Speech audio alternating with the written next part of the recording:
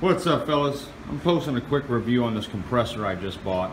It cost me $56, or about $58 actually, and I am going to be turning it into a oil pump and a water pump. It's going to have dual purposes depending on what I'm using it for. So it's going to be modified, but I just wanted to post this video for anyone who considered buying this particular model. This is the 100 psi 1/3 horsepower 3-gallon. Now, some things about this that I didn't know before I bought it, which kind of bummed me out a little bit. Now, it says it's a 100 psi air compressor, but the problem is the compressor kicks off at 100 psi's, which means that when you're using it, it will never ever be at 100 psi's. So that's kind of false advertising right there. Yeah, the gauge will go up to 100 psi's, but the second you pull the trigger, the second you do anything with this, that pressure is going to drop below 100 psi's, and the compressor will kick on, of course, but it's misleading. In my opinion, in order to provide 100 psi's, the reservoir should go up to at least 110 or 120, and then kick on when it gets to 100 psi's, and just be regulated at 100. So I was kind of disappointed in that. The device is very loud. It's 91 decibels, which is pretty good and loud. It takes 4 minutes and 8 seconds for it to charge up on an empty tank, and to go from its cycle of kicking on at 85 psi's back up to its full charge of 100 psi's, it takes 40 seconds. So if you're interested in buying this thing and you're watching this video, when this thing fails, I'm going to post a video giving an idea about how long I think it lasted.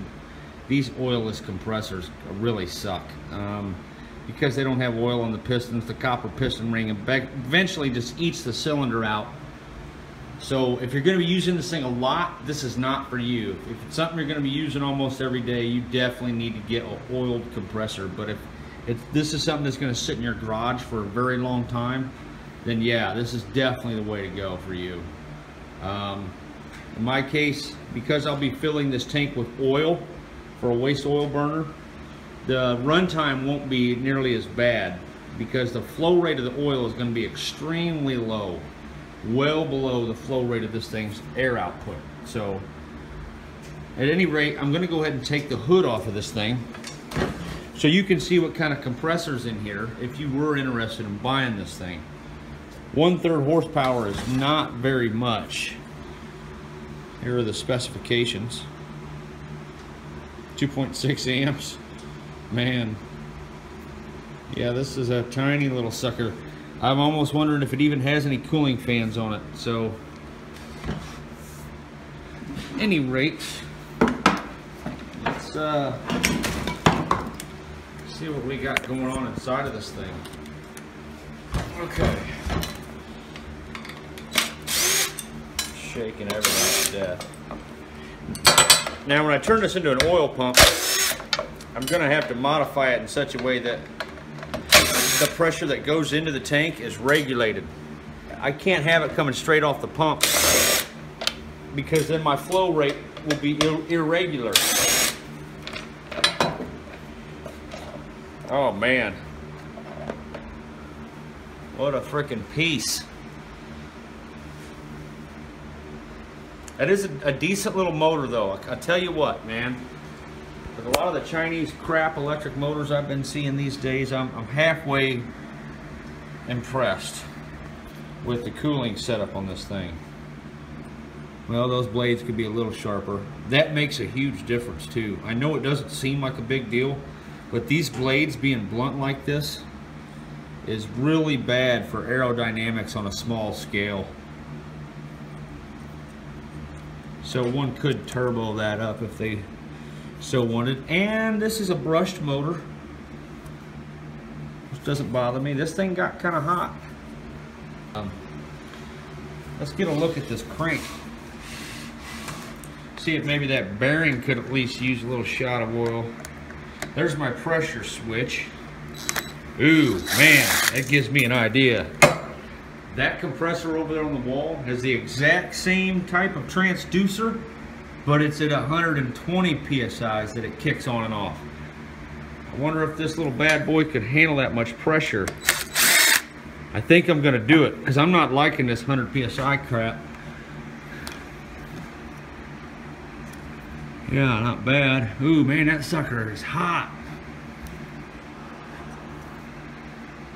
That bearing is hotter than hell. I wonder if this is one of them damn Teflon pistons. If this is a Teflon piston, I'm gonna be madder than hell.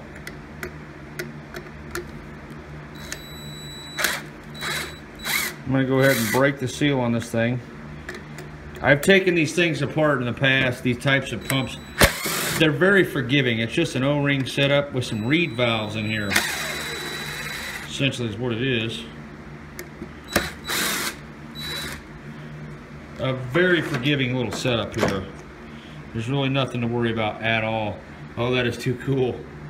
The reed valves on the piston and this little bad boy. At least one of them is. There's another reed valve most likely inside of this. That can't be possible. There's probably a little check valve in here, a little needle actually. So let's get a look at this piston. It's probably gonna be hotter than hell. Ooh, yeah. Okay, okay. I'm kind of digging that. They put some grease in here. I might mess around and put some kind of lubrication system on this little sucker. It's got a nice little piston ring there. This is a decent little piston ring. This may be a Viton piston ring. If anyone has any input on that, let me know. But I'm noticing this stuff. I've been seeing this on a lot of the Stirling engine videos. It's a plastic. It can withstand some really high temps.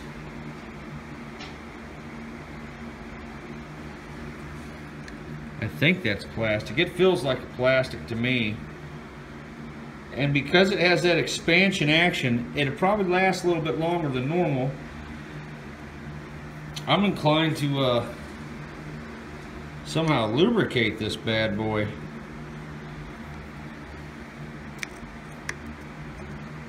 I mean, it lasts so much longer. There is virtually no seal. I guess it doesn't need a seal on the bottom end. Stupid. Okay, okay. You got me on that one. Yeah, I don't know. I'm kind of happy with the pump, guys.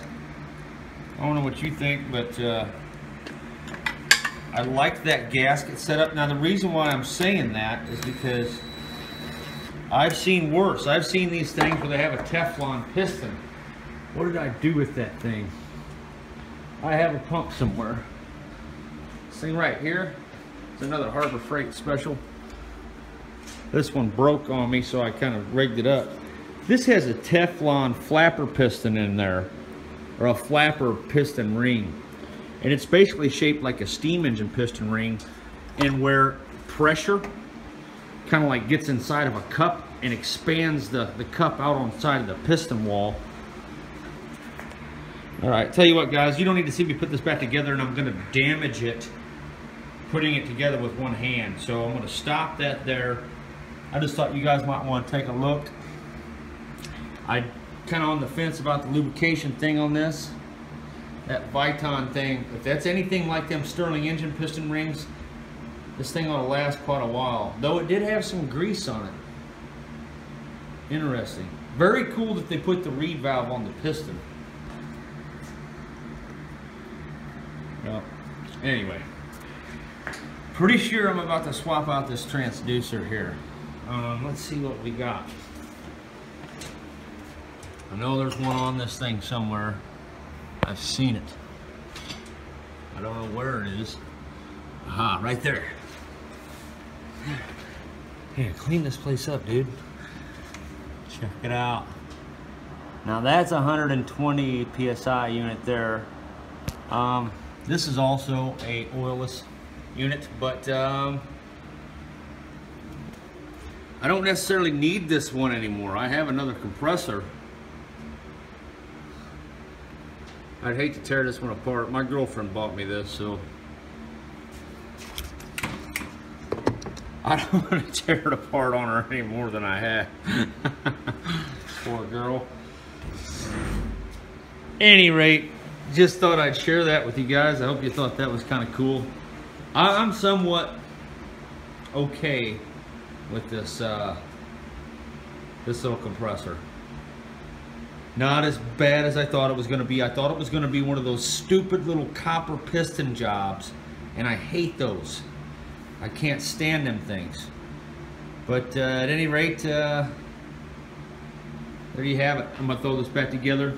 Remember, if you go to buy this, the main reason I'm posting this video is to warn you, you're not going to be able to run this thing at 100 PSIs, guys. It's not going to do it. Under no circumstances will this thing run any tool at 100 PSIs. It's kind of false advertising. The max PSI thing, I guess, is the word max is how they get you. So be on the max lookout for not purchasing this if you need any type of airflow. If you're going to air up a basketball, this is the compressor for you. One more thing to point out about this air compressor, it does not have an air filter. The air simply comes through the bottom of the piston here, straight through the crankcase. See that hole in the bottom? There's your air filter. Not too cool. So, I don't know how long this thing's expected to last anyway, but with reed valves and stuff, you know, you kind of want an air filter with reed valves. You really need an air filter with reed valves. That's just my opinion, of course. That's not etched in stone, but I mean, it'll still work, but you'll lose a tremendous amount of capacity. So I don't know what I'm going to do. Like I said, this thing won't be running much because it's going to be used to pump fluid. If you're curious how thick that tank is, not very damn thick at all. That's what I'm going to be welding this spud on for the where I'll be adding whatever fluid I'm going to be pumping. But I just wanted to add that in there because I forgot to mention this thing does not have an air filter, and it definitely needs one, especially with these little reed valves.